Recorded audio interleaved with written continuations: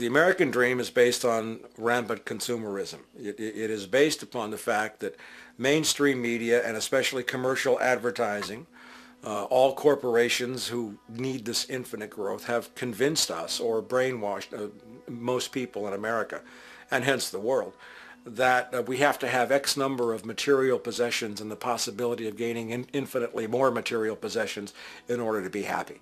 That's just not true. So why do people continue to buy in this way, which is ultimately eco-genocidal in its systemic effects cumulatively? And it just is classical operant conditioning. You simply put inputs of conditioning into the organism, and you have outputs of desired behaviors or goals or objectives. And it has all the resources of technology. And they boast about how they get into the minds of infants. What they hear is already making them conditioned to the brand. Then you see, well, that's how people have been such fools. In a way, they've been taught to be fools. It's a value system disorder. You know, if there is any testament to the plasticity of the human mind, if there is any proof to how malleable human thought is and how easily conditioned and guided people can become based on the nature of their environmental stimulus and what it reinforces, the world of commercial advertising is the proof.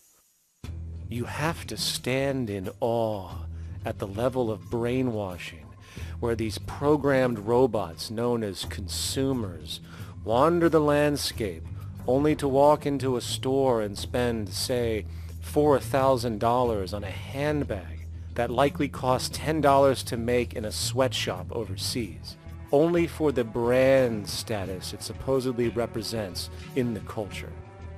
Or perhaps the ancient communal traditions which increase trust and cohesiveness in society, which have now been hijacked by acquisitive, materialistic values, where now annually we exchange useless crap a few times a year.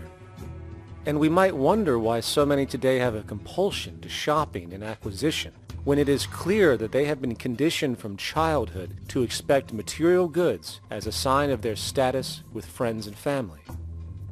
The fact is, the foundation of any society are the values that support its operation, and our society, as it exists, can only operate if our values support the conspicuous consumption it requires to continue the market system.